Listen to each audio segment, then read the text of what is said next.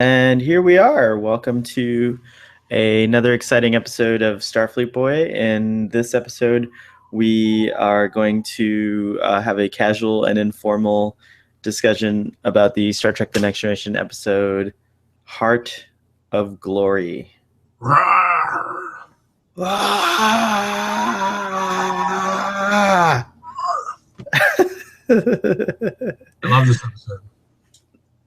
I'm daytime drinking a little bit because it's the afternoon. In preparation for another Drunk Space Nine episode, perhaps. There's no Drunk Space Nine episode recording tonight, but okay. So you have to substitute it with. So Starfleet Boy is going to be a tiny bit drunk. So what this is this is prune juice with a tiny bit of gin in it, and that's in honor of Worf. Worf, who called it, and I quote now, I don't know if you ever saw these. Did you ever see these? What are those? These, when at the height of Star Trek fandom, I guess mid Deep Space Nine, the end of Next Generation, they had these. They were like these. There were these pages, and they just covered everything. It was like to make your own encyclopedia. Oh yeah! Wait, how'd you get them? You remember them, right? I kind of remember these. Yeah. Yes. Well, I only have the introductory pack that came to me in the mail, and I've kept them all these years. And this one happens to be on Worf, and in it covers prune juice and his quote: "A warrior's drink." A warrior's drink, indeed. Prune juice is a warrior's drink. So yes, I don't know what these things were called. It says here Star Trek Universe. So that's a pretty cool thing. I mean, so this kind of actually gives our audience a glimpse into the era when Star Trek was on television, Star Trek The Next Generation in particular. Absolutely. So we didn't have like a lot of internet stuff going on in 1987. No, we relied on pieces of paper like this. It's amazing. Can you imagine what we're doing right now? Even this hangout thing. It's something that we would have seen in Star Trek or saw regularly in Star Trek, and wouldn't have even imagined. There used to be an argument about how when, for example, in Star Trek 3, when the Klingons are, they discover the the ship's about to. Oh, excuse me. There's a problem here at Starfleet Command. It's possible that Khan has escaped again. Khan escapes a lot. He does. Khan seems to. Yeah, there we go. It seems to happen a lot. He's very dangerous. He's one of those very very dangerous villains. Very aggressive. But anyways, as we were saying, even in that scene in Star Trek 3, we're looking at it from the viewpoint of an audience watching a movie, and then in Star Trek 4, they use the same scene from the movie as though it was flight recorder data. Yeah, we're always talking about that. Yeah, it's like really weird because it's like, well, but it's cut exactly the same way. Even the shot of the exterior of the Enterprise, and so it begs the question: like, is recording technology so advanced in the future that movie style editing just happens automatically, and so flight recorder data is very cinematic, and so I think about that, and I think about how like to have a two-way conversation and have it be dynamic visually as well as in an audio way. Just less than 5 years ago, you would have had to record two separate video streams, splice them together in a video editor, and then just go in and cut whenever the other person was talking. And now it's automatic, and it looks very, very dynamic, and it looks edited, and yeah, it's exciting. So Google Hangouts is I think something that validates that idea that in Star Trek, it just validates that technology is getting better and better, and it's not a bad thing. I don't know. What do you think? I love this Google Hangout thing. I think it's great. and I was really surprised by the result when we did our first episode. Broadcast. We did, yeah. I was on the first episode of Starfleet Boy, right? Yeah, you were there. You were there from the start, Doctor. Was I there? All right. Well, let me get right into the episode summary for this episode. Heart of Glory starts out with distress or some kind of signal from the neutral zone, letting the Enterprise crew know, oh, there's a battle in the neutral zone. That's what it was. They detected that on their sensors and probably got a mayday or something like that. And so the crew of the Enterprise decide to respond to the battle. And when they get there, the battle is over. The enemy combatant ship seems to be destroyed, and all that's left is a heavily damaged freighter. So, the crew, Captain Picard decides that the crew should investigate, and, well, he suspects that it's a trap. It's a trap!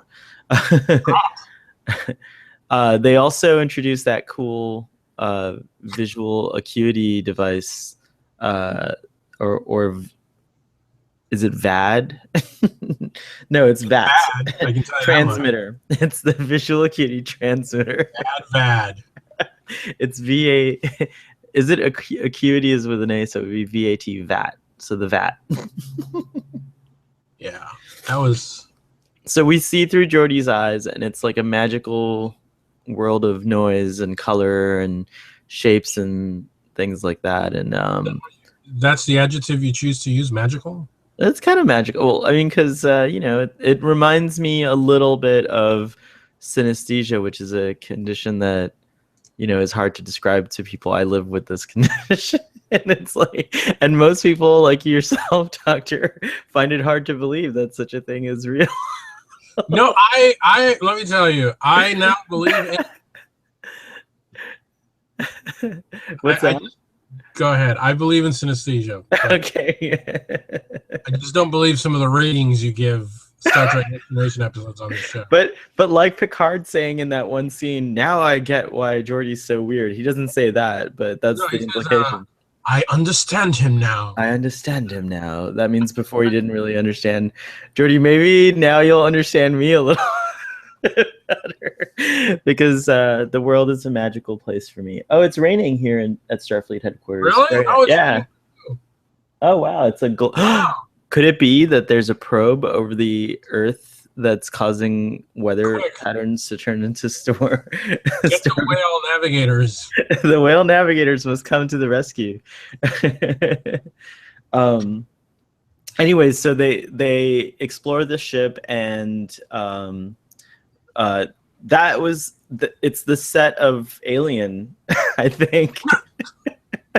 From MGM Studios. Yeah, it's actually probably the ride, the MGM Studios Alien ride. But I have to say that was a really cool set, and so I love that set, and the way it was shot with all the smoke that was probably poisonous to the cast. But it looked great. I think the director was Ron Bowman again. Oh yeah, I think so. Yeah, that part looked amazing.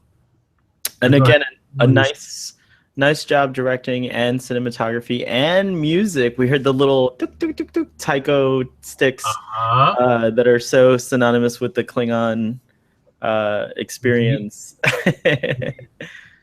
We get a lot of cool Klingon stuff. Anyways, they realize that the ship's on the verge of falling apart, and then they find. The reason they're even aboard the ship in the first place is that they detect some life signs. So it's a rescue mission, and they find that the life signs are emanating from the far side of the core, the warp core room. They go and they find three Klingons, one that's barely alive, and two that are still on their feet. And is this Chorus? Actually, this is Garon. Oh, I see. Yeah, it is. Yeah, but I just figured I'd show off my Klingon figure here. Continue. Very nice. Very nice. So anyways, the Klingons and the crew of the Enterprise manage to get to the drop-off zone, and Tasha attempts to beam them up, and it's kind of a tense moment because the transporter's not working with all the interference.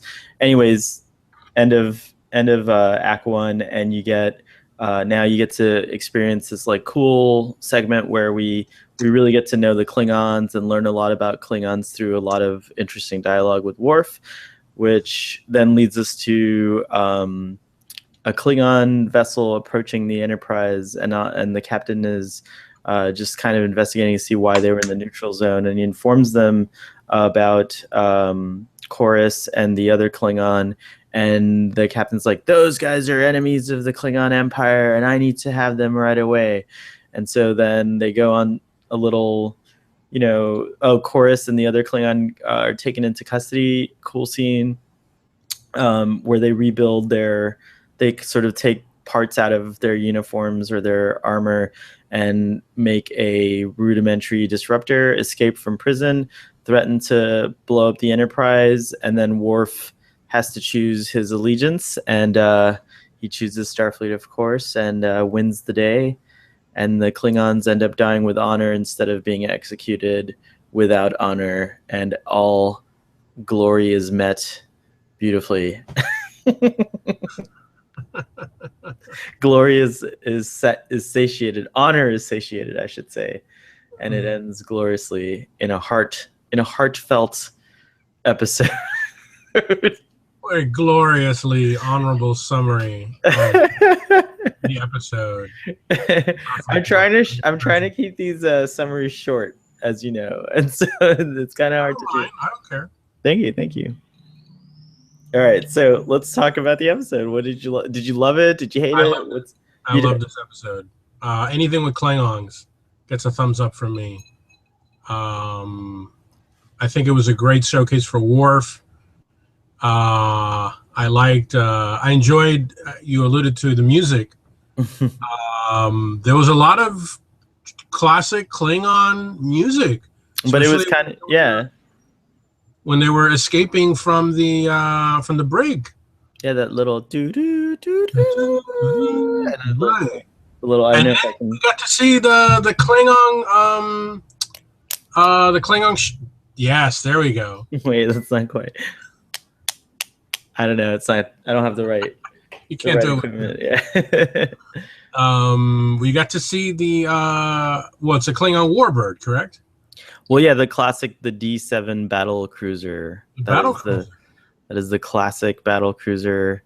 We also get a lot of Klingon sort of cultural information and just like stuff about their code of honor. And we find this is the first time I think that we hear that Worf was an orphan at the Kittimer massacre.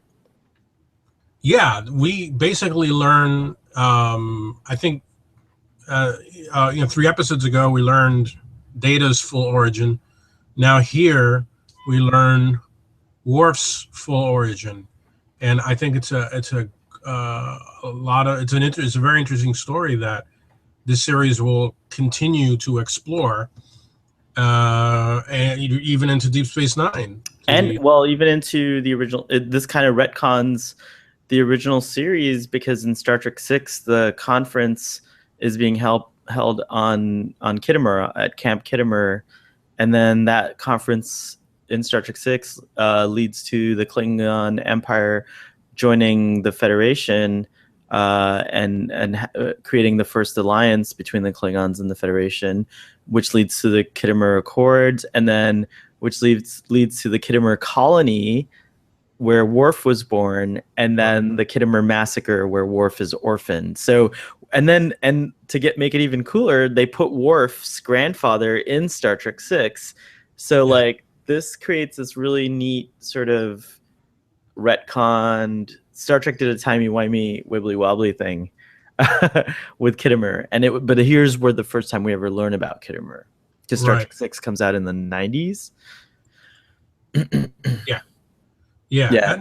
It's a story that, I mean, Worf's story, as it plays out through Next Generation and through DS9, to me is one of the best stories that we have in Star Trek.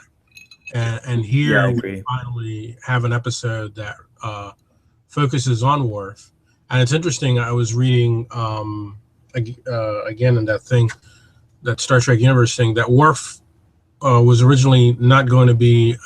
He was the last cast member cast to join the series regularly. Gene Roddenberry resisted the idea of having any old aliens, including Klingons, Wow. and they had to convince him to have a Klingon. I did. And I had a completely different understanding or impression, and so actually you've proven. There was a discussion I had with Georgdi Scott about this, and now I think you've proven him correctly. But I always thought that the bridge, the discussion we had was basically in Star Trek, the reboot. There's a lot of aliens on the bridge of the Kelvin, and Georgdi Scott thought that was very uncharacteristic of Star Trek and Starfleet and so on. And I said to him, on the contrary, I think that like budget and makeup and things like that inhibited the the prevalence of more than just one alien. Spock is the only alien on the bridge, but they would have liked to have had more. Well, you're right. Oh, okay. And I said that Gene Roddenberry's vision included lots of aliens like in Starfleet.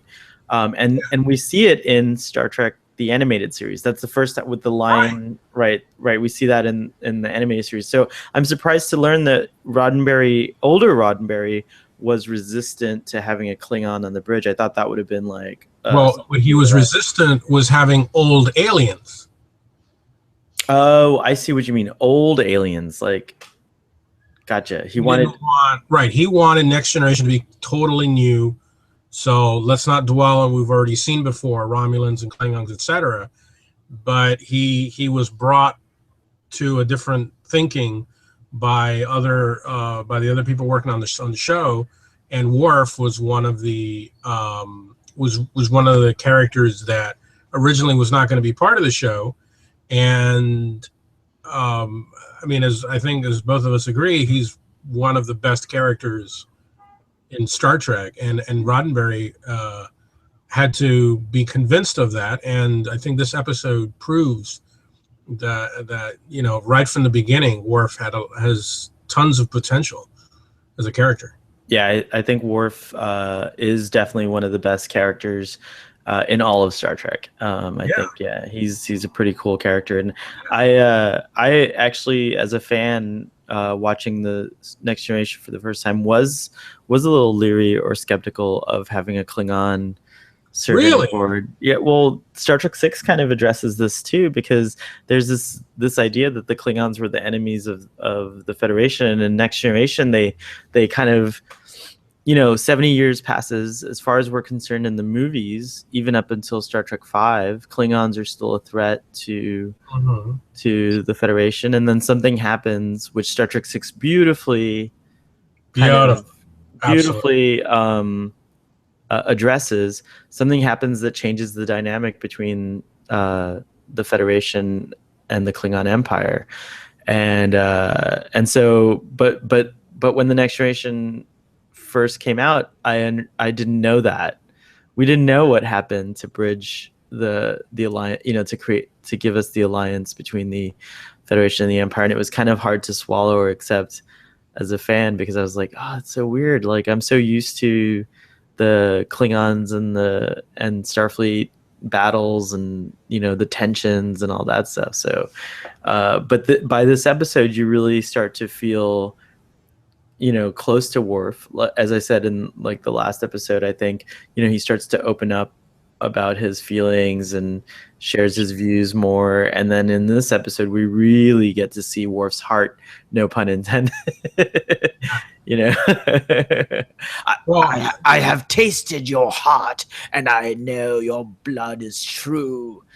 Whenever you have Klingons, the dialogue always is so glorious. I love the dialogue Klingons exchange. They had this extra quality of it's almost Shakespearean the way they Yeah. speak to each other, and I think it's fabulous. I mean, the exchange that Worf has with the last Klingon, um, next in engineering is a great exchange and shot beautifully. And the directing in this episode, talked about it just earlier, is fantastic. I mean, when they're exploring the ship, the way that's shot, and with the improvements made to the image quality is Oh yeah, fantastic. the remastering is fantastic, and then Oh, the yeah, freighter looked so great. Like I remember it used to be kind of like blurry and not that cool looking, and this time the freighter looked like a the CG renders and the new modeling work is phenomenal in the remaster. I think oh it's yeah. beautiful. Yeah, you're right. And then later Um, on, when the Klingon, when Worf shoots the Klingon, oh, and that cool like the whatever the but he breaks through the glass floor and that's right. falls down on the. I mean, Yeah, it that's was really great. good. I love that. Great action, right? Yeah, the episode had some action. They had a little phaser battle while they were breaking out. The rescue was kind of tense, I The thought. That was rescue a was good, tense. yeah. I really enjoyed that. Atmospheric. I mean, Very. the cargo ship falling apart was really great. I think it looked really cinematic and kind of spectacular. Yeah. I loved it. I loved it. Mhm. I mean, I think the only negatives I could say about the episode is Geordi Cam.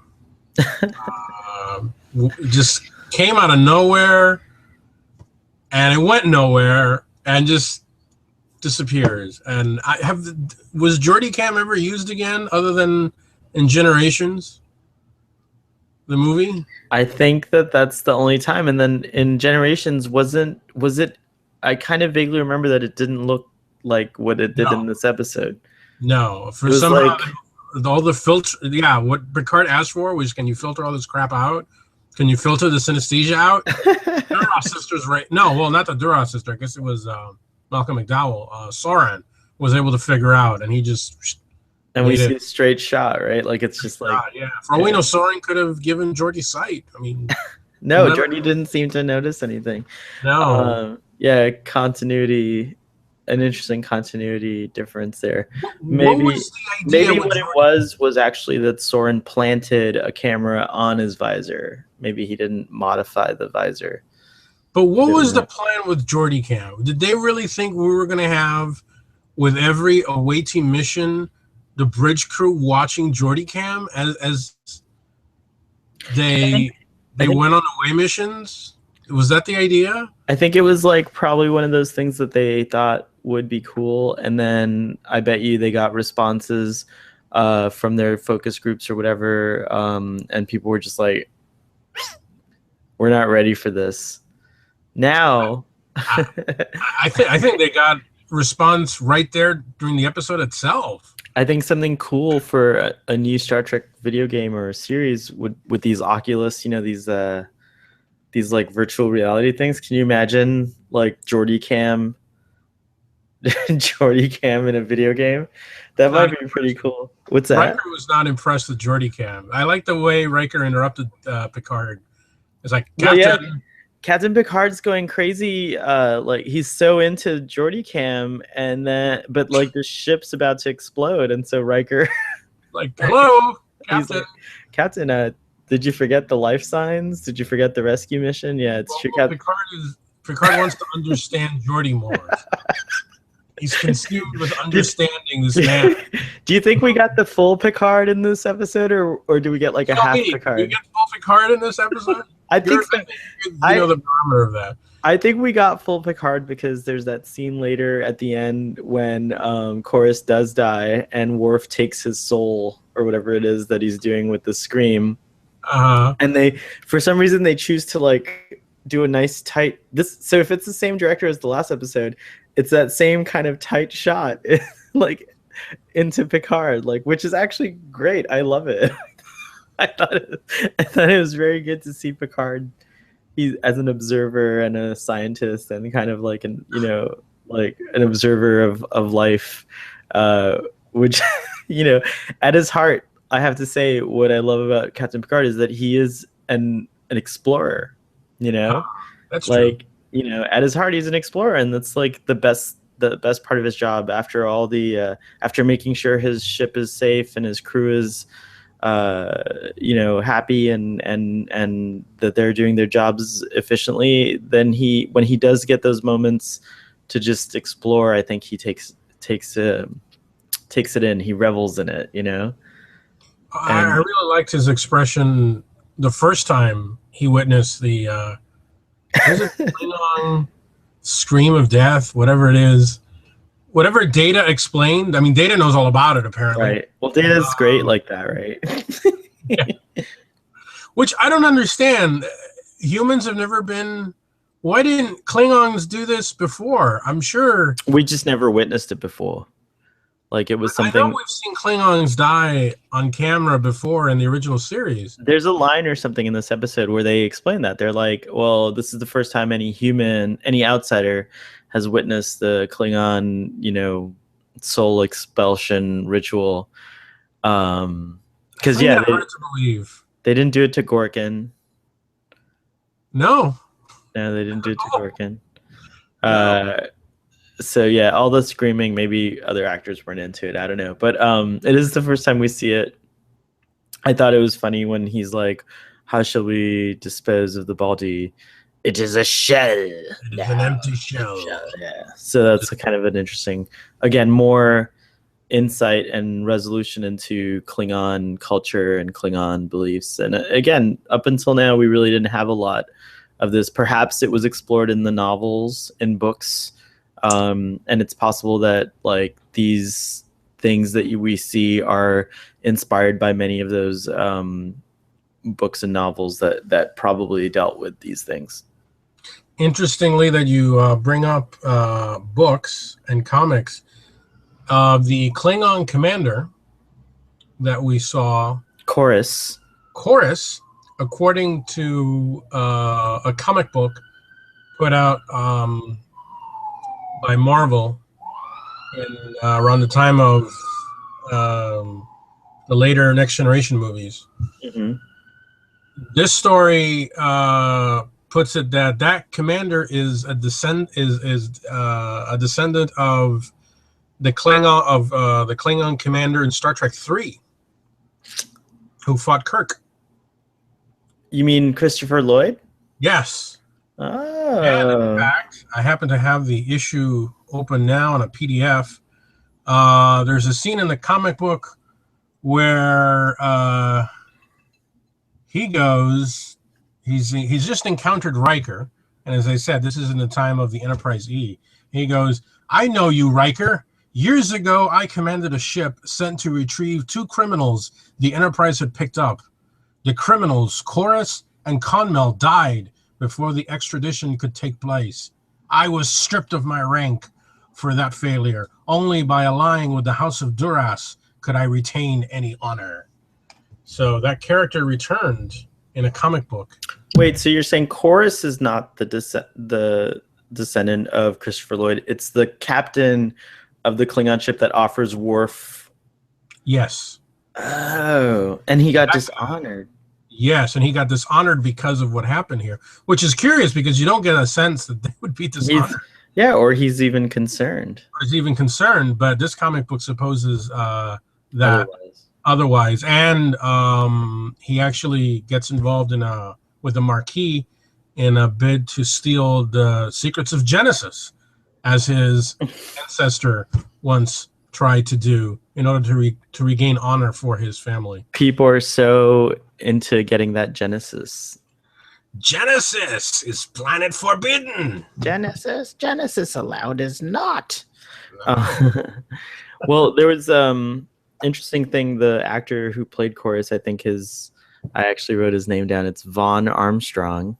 The name rings a bell. Well, he plays Gull something. I think he plays a Gull on DS9. He plays Oh, more characters on DS9, 2 characters, and on Voyager he plays like 4 characters. He's on Voyager a lot. He even plays 2 of 9. He plays a Borg. He plays like a bunch of what's Voyager?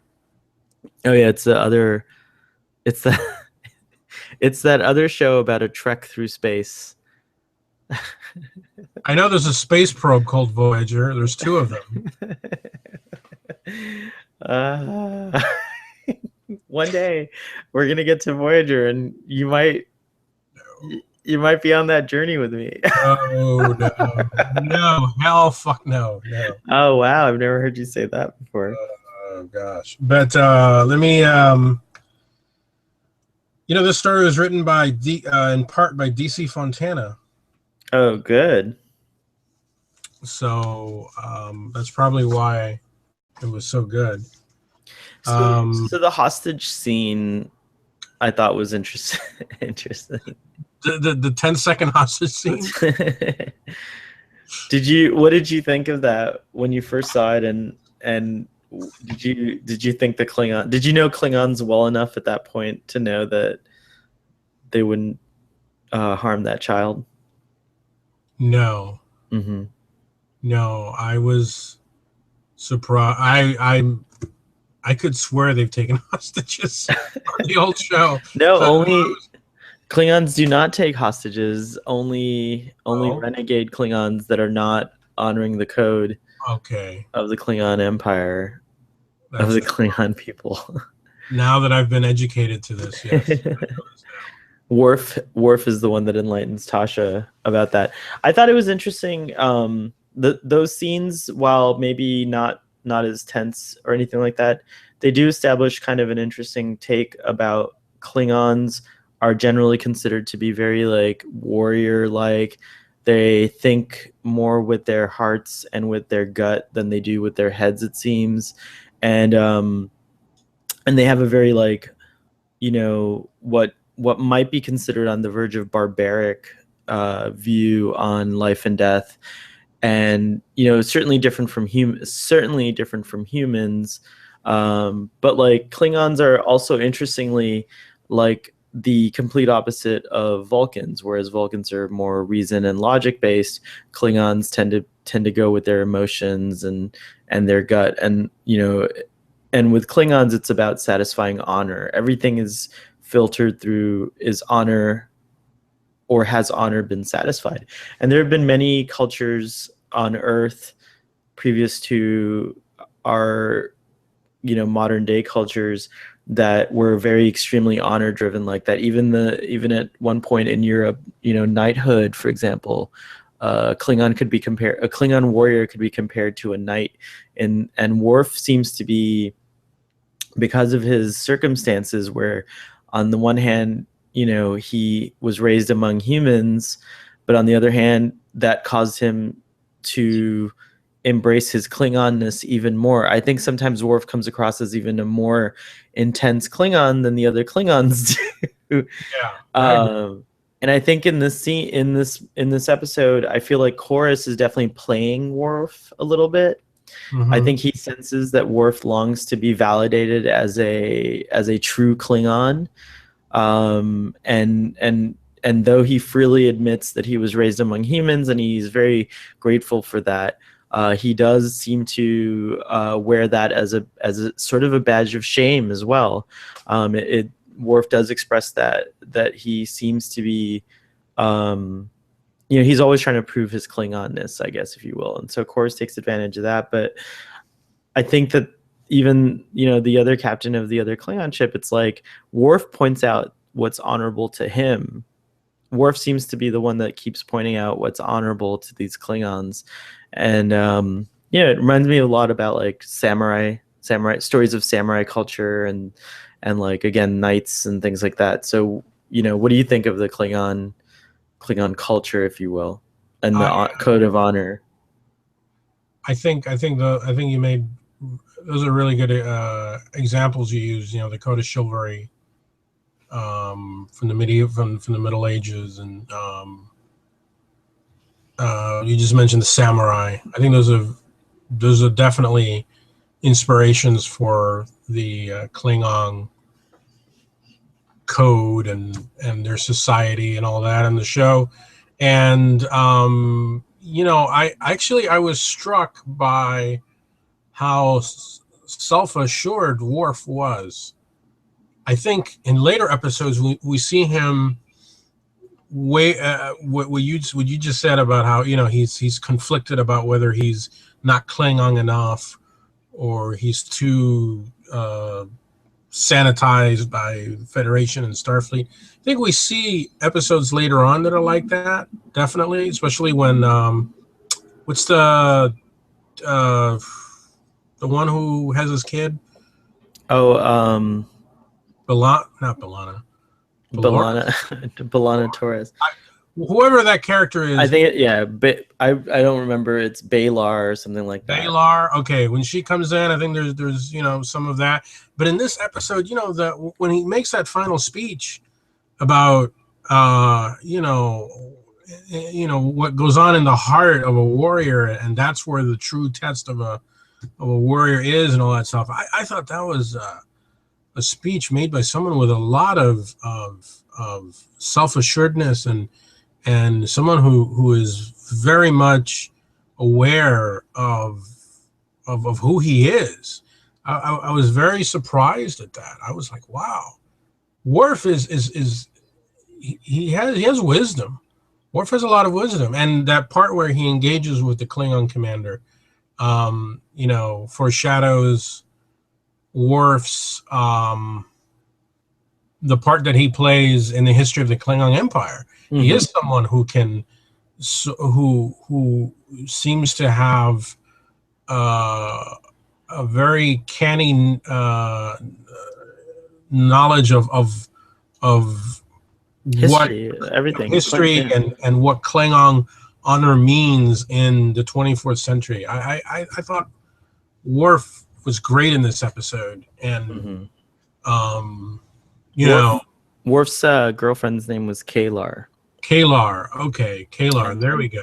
But that's even more to your point. I think Worf is an extremely well-developed character because he has a son, and Alexander becomes a big part of the show, and so and his brother, and there's with Alexander in particular, it's like Worf is basically a single father raising a child, and he's so that was kind of an interesting kind of story as well. Then they bring his parents in, and that's really interesting because you see the Rozhenkos are they're like hobbits. He's like hobbits. Yeah, Worf was essentially raised by these gentle country folk.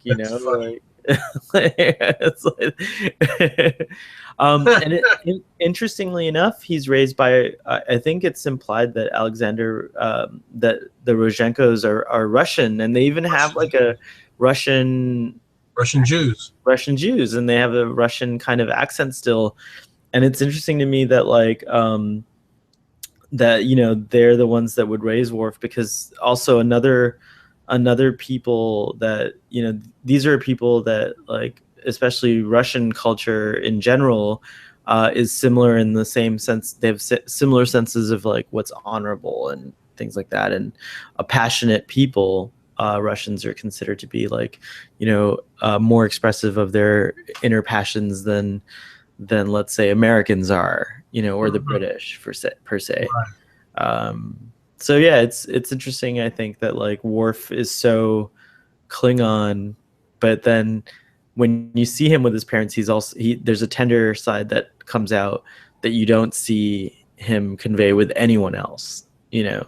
And then you see his humanity there, I think, in a way, which is, interesting as well. Well, in this episode, he mentioned, because the Klingons ask him directly, how is it that you're here on this ship? How did this happen? and he goes, it was an act of kindness. Oh, and then Chorus looks completely repulsed by it. But Worf says it with no ire, he says it, you were spared by an act of kindness. You are disgusting to me. So Worf, he completely understands the value of an act of kindness, because he exists because of that.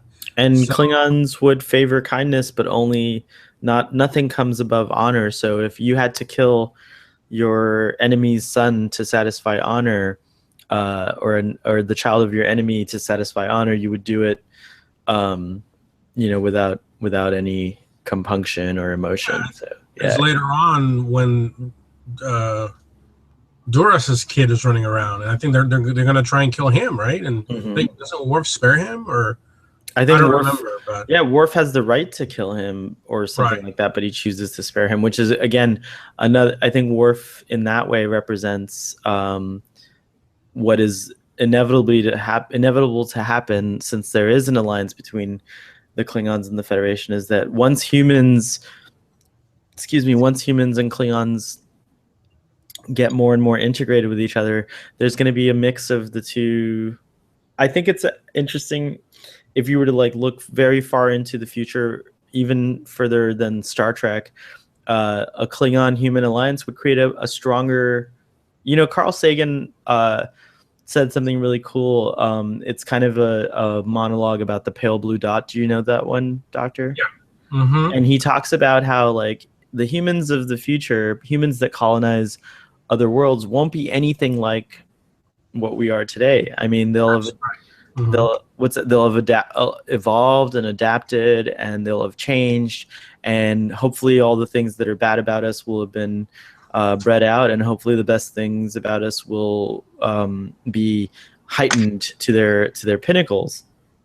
And this is kind of like what you see happening here. Is Worf is already a changed. He's a different kind of Klingon. He's a humanized Klingon, and the humans that encounter Worf are Klingonized humans. It's a true exchange of ideas and ideals and cultures and everything. Even his girlfriend, I forgot to mention this earlier. She, Kalar, she happens to be, her father was human, and her mother a Klingon.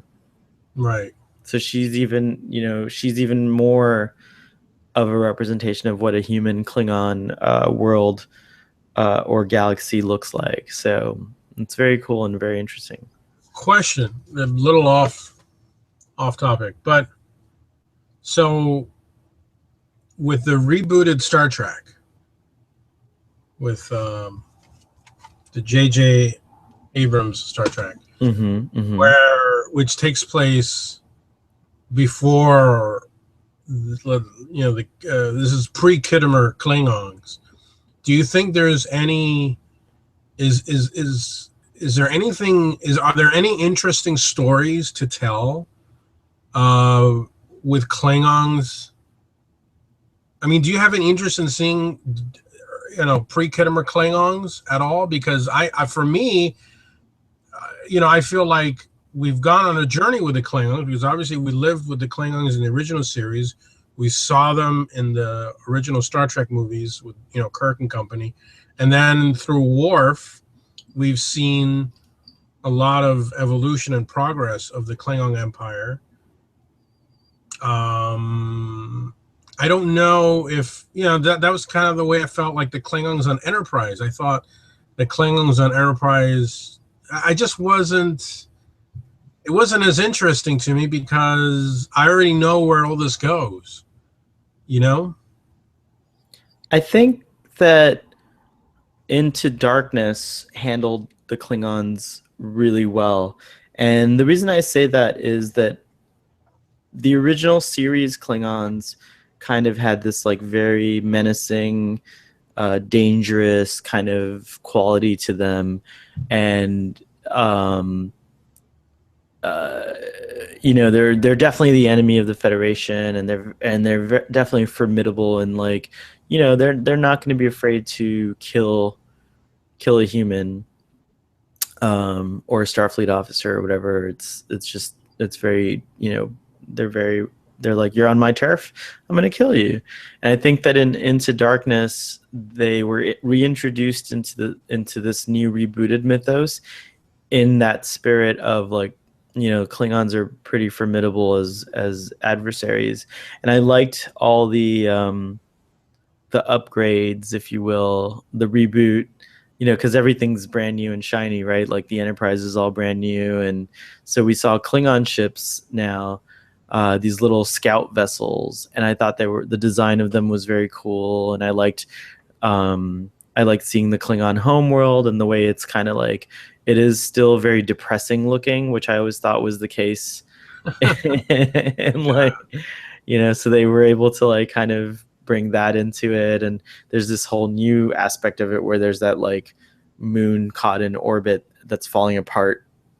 That was a neat little new addition. That the Klingons are so intense that they don't even care that there's a moon that's like headed for their home world. It's somehow when you watch the Into Darkness, there's a really quick scene that shows, I think, the Klingon homeworld, and it looks like there's a moon that's like just somehow stopped orbiting like extreme way closer than you should have a moon orbiting.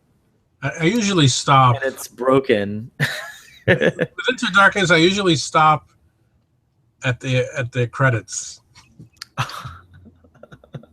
don't go past the credits if I liked watch it at all. I might even say I loved Into Darkness. 75% of it. I loved it until it got to where they were just trying to quote Star Trek 2 and turn it on its head. That's where it was like, okay, I think it would have been great even if Khan wasn't the villain. It would have been great if John Harriman or whatever his name was happened to be just like a different. I would have loved it in that direction. I didn't mind so much that he was Khan, but I did mind that they couldn't do something original with Khan, which it looked like they were trying to do. So that's my beef with Into Darkness in a nutshell. We definitely need an episode devoted just to Into Darkness. Speaking of cool sets, Into Darkness has an amazing brig, and we get to see the brig of the Enterprise D for the first time. Which is not impressive at all. It's not at all. I was very disappointed in the brig of the. Actually, I mean, I feel like we see a more elaborate one in later. We get a better brig. Yeah, it's true. Okay, because I mean, man, I definitely feel spoiled because since I've been watching some DS9 episodes, the Odo's prison in Deep Space Nine is so cool, and yet I know. Here we see the brig and the Enterprise D, and basically it's not even like there's like what 2 feet, and then you get the brig. Like there's not even a station to watch them. They just leave the door open to the corridor. It's so bizarre. It's so cheap. Not only that, they were able to subdue the brig force field very easily. Very easily. I liked that when they were engaged in the phaser battle and the escape, you saw that the armor that the armor that the Klingons have absorbed. Oh yeah. I think it was the first 2 phaser. It took 3. Shots. Yeah, it took 3 phaser shots to bring Corus's accomplice down. Right. So I mean, you really truly understand. The armor that these Klingons wear is not just ceremonial. They're not just being. They don't do it just for the sake of being Klingon. There's a practical reason why they have all this armor, which goes back to your comparison of the knights. The medieval knights. I mean, why did they wear chainmail? It was for the purposes of combat, of being able to absorb. When you're in combat with swords, the chainmail would help with that, and likewise, the armor on the Klingons, they're wearing it in places where they're liable to get shot. Right. It's designed to help them really go out with a bang. Yeah.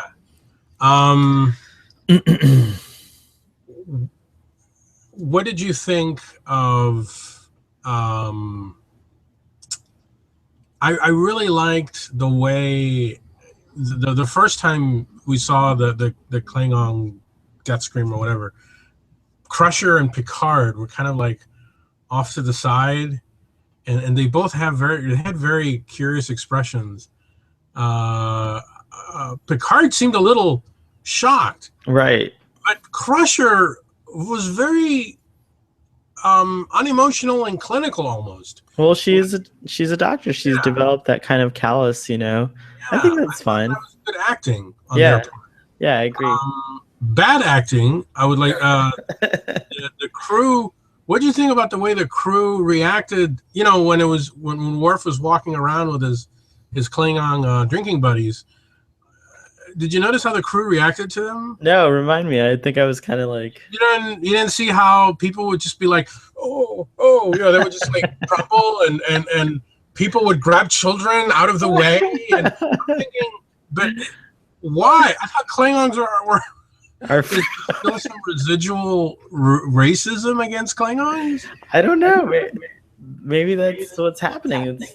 I mean, Worf is the first Klingon to serve on a Starfleet vessel, and so I think that like Klingons intentionally use their formidable appearance as they themselves use it to strike fear in the hearts of their enemies. Because you know, one thing about a Klingon is that they look fierce. I mean, they have sharp, razor sharp teeth. They sharpen them, as a matter of fact. I think, if I'm not mistaken, to look that way.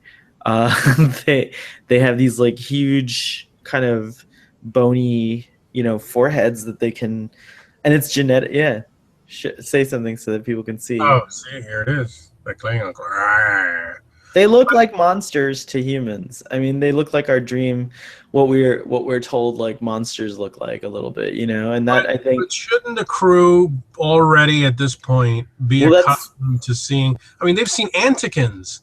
The Antikins were kind of savage looking, weren't they? The implication is that while Klingons and you know, humans and the Federation have an alliance, they try to stick to, you know, Klingons keep to themselves, and the human, they don't really like interact with Starfleet unless it's like a joint mission, you know. So I think it is a surprise to see Klingons in Klingon armor on the Enterprise, because it does send a message. I think it's a subconscious message of fear that just happens when you see a Klingon in full armor. Worf is walking around. Well, they're always in full armor. Yeah, well, no, not all Klingons. There is a Klingon down dress. Is there? I don't know. Like there are Klingon civilians, and you do see them later on, and there is even Klingon males. It's like a cloth version of the armor, if you will. It's like is, you know, it's like it's not as imposing as the armor is. And Worf walks around with a sash only, you know, like he's not wearing armor. So I could see how the crew could be a little alarmed, because there's not really a lot of contact with Klingon warriors. And what did you think about the fact that when the Klingon commander from the other ship, when you saw him on the view screen, not only did you have the Klingon symbol, but you had the Federation symbol on I think it was to his right. What did you make of that? I think it's like something they turn on when they're going to talk to a Starfleet ship. It's like, oh, we're going to speak to someone in the Federation. Turn on the peace screen. But when they're like talking to one of their enemies, it's all red, and only the Klingon logo, only the Klingon flag flies. They don't use that again, do they? I don't think so. I'm not sure. It is a little strange because the Federation the Enterprise doesn't carry a Klingon flag on its on its bridge. Right. So it's true. It is a little strange that they do that. I was puzzled by that. I'm wondering if they I'm wondering if, because my impression is that they made peace, and at Kinnemore, you know, they made peace with, you know, Klingon Empire and the Federation, but the Klingons have never joined the Federation. Is that right? I'm asking. Oh, so this is where I think I once knew the answer to this question, but because alas. I mean, if they declare war, I mean, if they go to war with the Federation and Deep Space Nine, I assume that's because they're not part of the Federation. I don't think anybody. They could have a misunderstanding could. I guess the general idea is that the piece is on thin ice. The Klingons still mistrust the Federation as much as is evidenced by this episode. The Federation worlds, core worlds, still have some mistrust for the Klingons.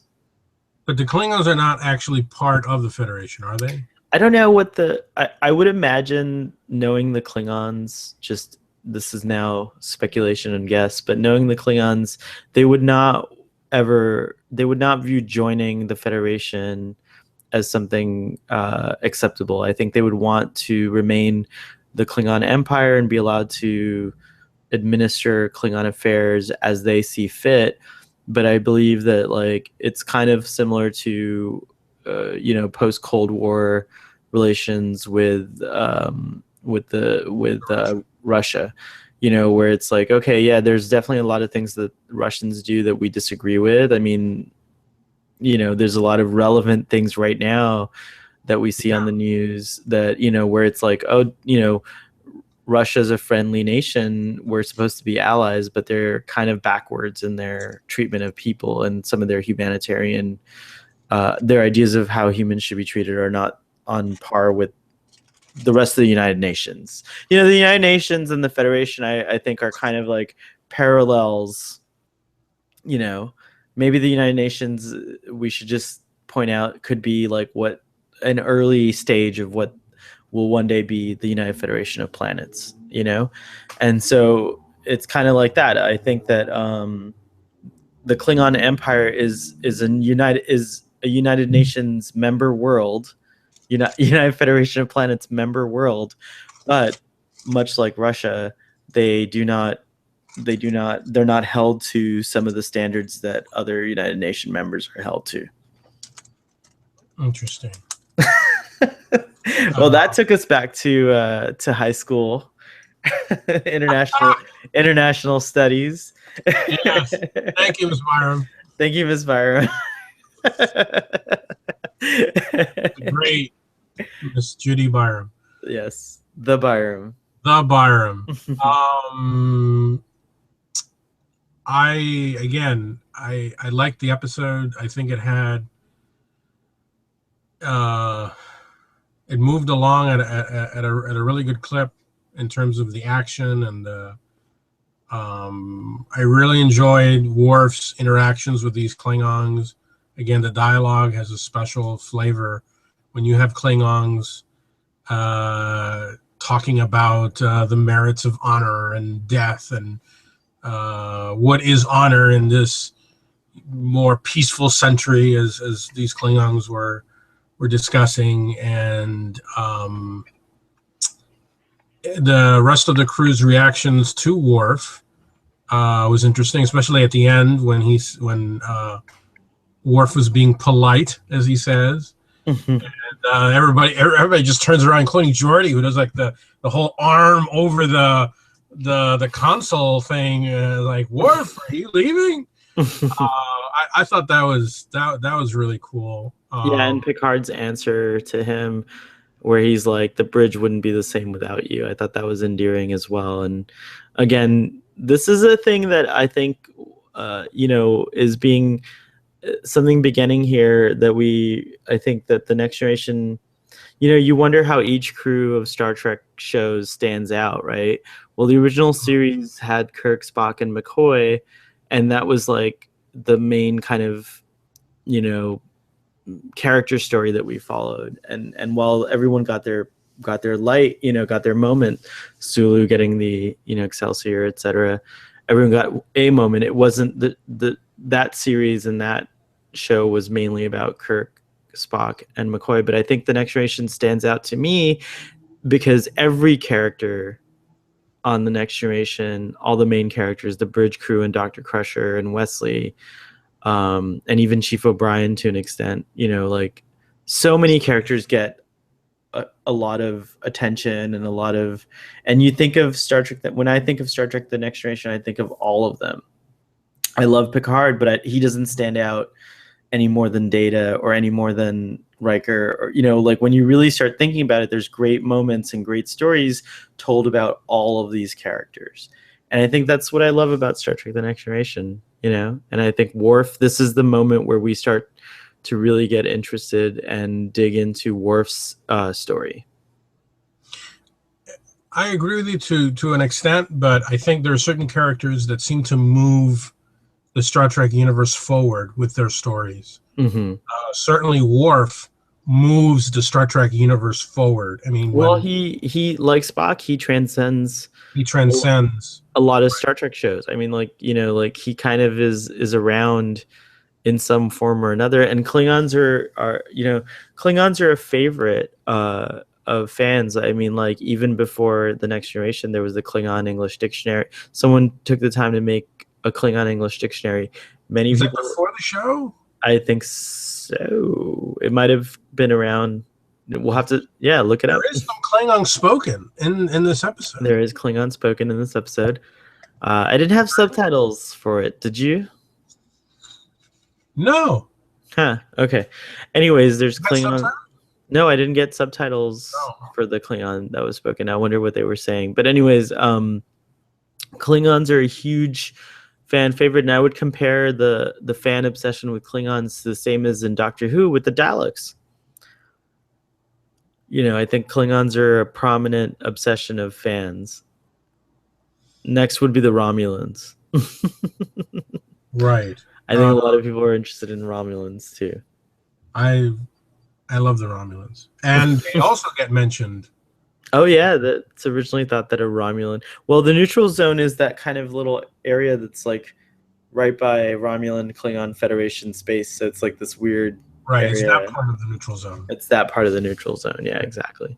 And you just mentioned the Klingon language, and the Next Generation Companion mentions the Klingon phrases spoken here were written without any particular pattern by Hurley, meaning the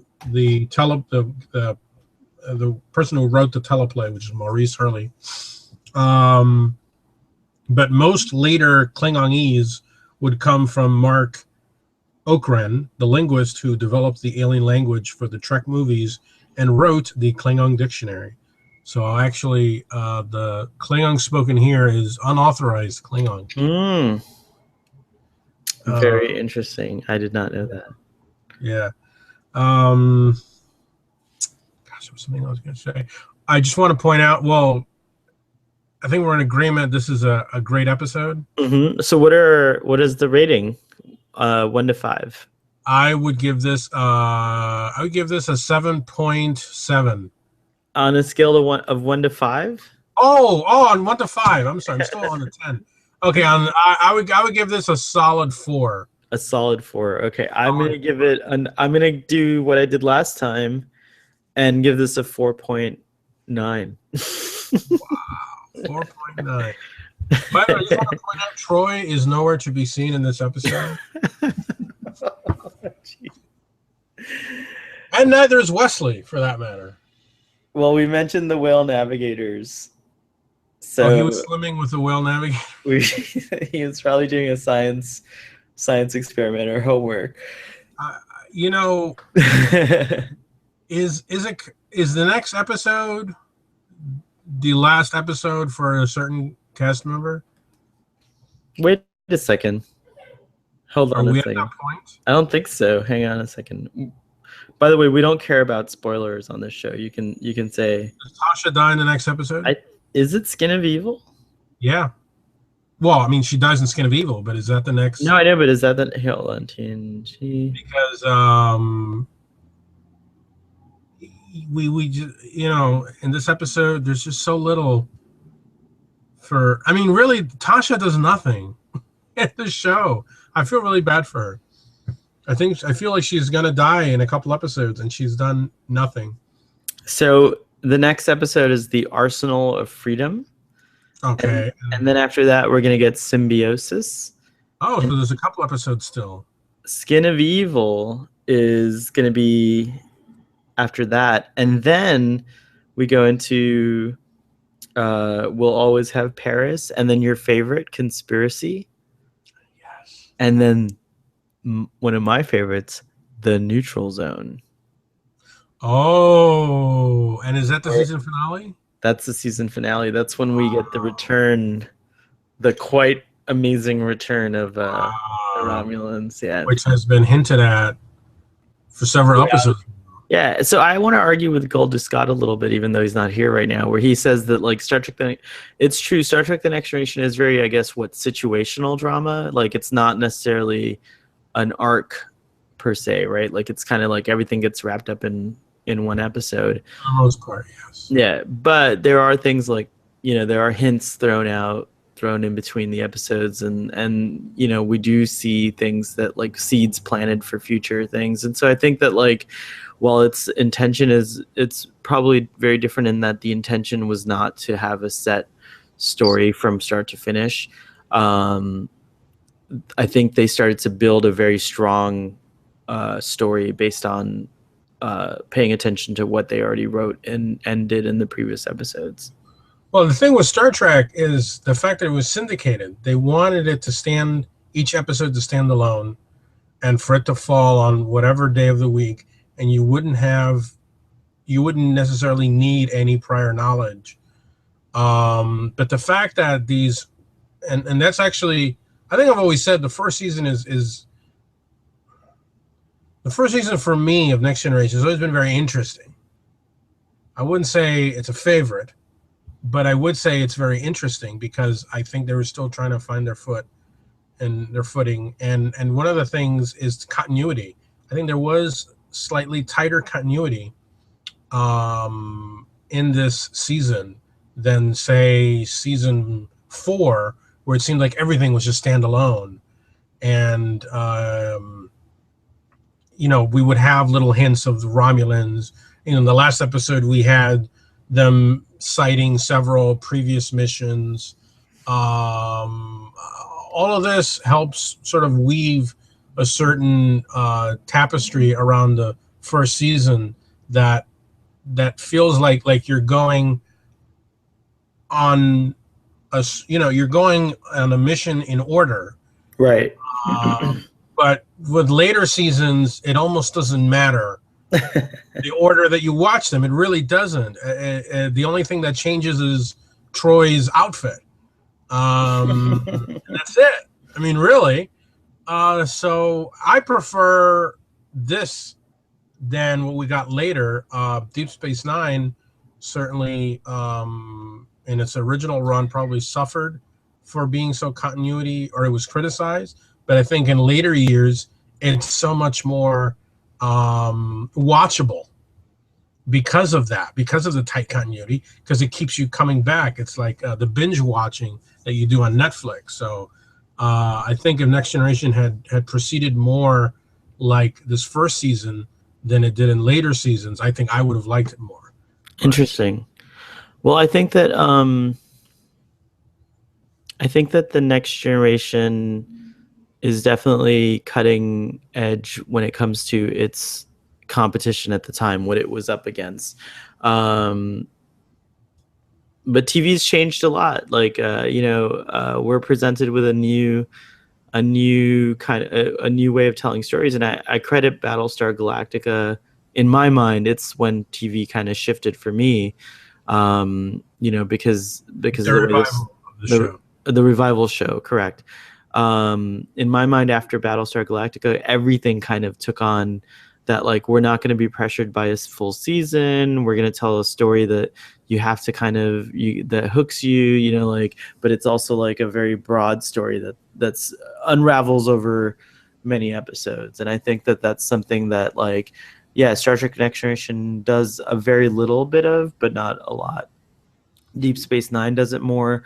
Voyager tries to do it, and then Enterprise does it even more. But it doesn't work, I think, over 23 episodes, because you end up having a lot of what everyone calls filler episodes, and that's what annoys a lot of people. I love filler episodes because I think there's always some valuable information about the world or the characters that's revealed in an episode that's not always just like teeming with action or story or anything. I like those episodes about nothing. Because I think that in those episodes you get a lot of exposition that you wouldn't have time for in an exciting action-packed episode. Would you characterize the last episode as a filler episode? You Coming mean of age? coming of age? Um, yeah, because I mean, you and Goldie Scott said you wouldn't even watch it again, but it does give you knowledge. It does give you some kind of information about Starfleet and what it's like to be to go through the process of becoming a Starfleet officer and so on and so forth. And how else are you going to tell that you could sprinkle it into conversation here and there, but this was an episode just about that, and I think it's great that Star Trek had the room and the space to do things like that, and I think that later on, while it's not maybe inherently apparent, I think later on that enriches other episodes and other stories and makes your general knowledge of the Star Trek universe richer, so that you have more insight when you're watching other episodes. I feel like you get more references in other episodes as well. Do you prefer post-Kittimer Klingons or pre-Kittimer Klingons? Meaning, do you prefer the Klingons as we saw them in the original series movies, where they're hostile to the Federation, or do you prefer Klingons as we see Worf? I think I prefer Klingons post Kittimer, because I prefer that. I like the idea of the two cultures finding common ground and not warring with each other, the two, the Federation and the Klingon Empire. But I think that I think that they're replaced by the Borg. The Borg are an even greater, probably one of the greatest enemies to all life, so I think the Borg come along and kind of satiate that part of the story, because they're the threat, it creates a new threat or whatever. And I think that that's interesting, but I don't think Star Trek ever has let the Klingons in, even in the Next Generation. I mean, Lursa and B'Etor are in Generations. They're trying to, there's still Klingons that are renegade. I think they were able to keep Klingons as a bad guy, if you will, because now we had renegade Klingons. So Lursa and B'Etor are responsible for the destruction of the Enterprise D, basically. Right.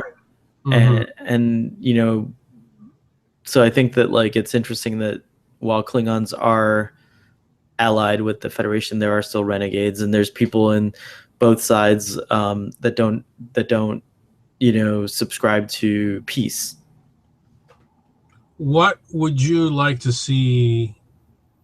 What would you like to see the Klingons?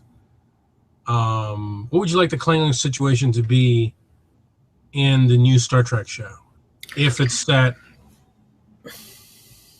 Well, it's really hard to say. I mean, I guess I would just want the new Star Trek show to portray Klingons in the truest way in whatever era they're depicting in the new Star Trek show. So there's so many rumors. There's a rumor that says that the new Star Trek show takes place in the gap between the original series and the Next Generation.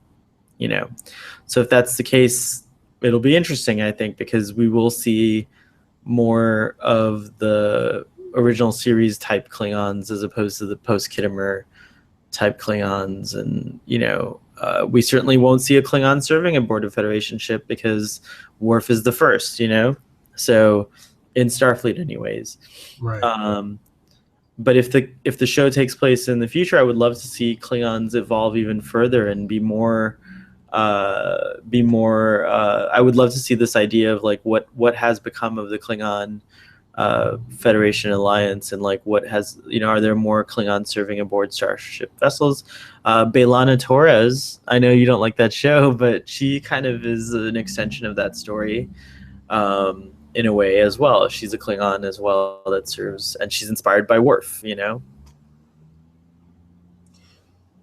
When we were working on what would have been the salvation of Star Trek, The Pasteur series. the Pasteur series, Right. which I don't know if we've mentioned before.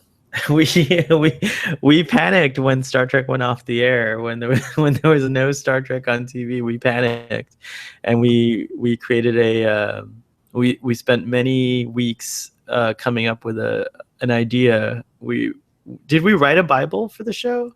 I wrote, and I still have the first story written in full prose, as I was prone to do in those days. Mm-hmm.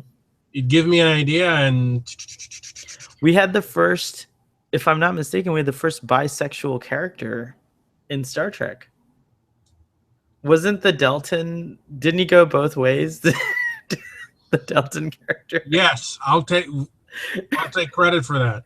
Yeah, that's right. You take credit for that. Yeah, we can. But I was going to ask, did we have a Klingon doctor? Yes, I thought the doctor was Klingon or something like that. That's right. Because we thought, what would be cool, having, someone. I mean, it's kind of like on Doctor Who how they have the Sontaran. Right, the nurse, Sontaran nurse. It's exactly like that. Sontaran nurse. We had a Klingon doctor. We thought, what would a Klingon doctor be like? We know they're out there because they're mentioned. They're out there. Right, but what would a Klingon doctor be like? It's true. Okay, I just wanted to. I wasn't sure if that was my memory playing tricks on me or what. I now think that a Pasteur show would not do well. Would not? It would not. No. You've lost faith in the Pasteur? I've lost faith in the Pasteur, but I think that the Pasteur would be a good guest ship on a new Star Trek series, and our crew we should send the idea to Paramount. No, I don't even know how to get that in the right hands. If I say so myself, I think I wrote a very good story. I think you did. We had an interesting set of characters. Maybe a season. If this is an anthology show, maybe one season could be spent aboard the Pasteur.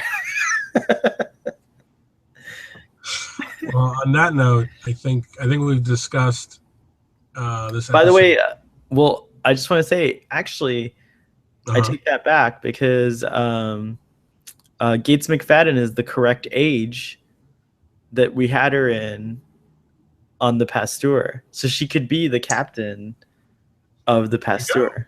There you go. I'm completely in favor of giving Gates McFadden more work. Yes, absolutely. Yeah, Gates McFadden, if you're out there, do we have a hell of a show for you? Indeed. Does Golden Scott know about the Pasteur?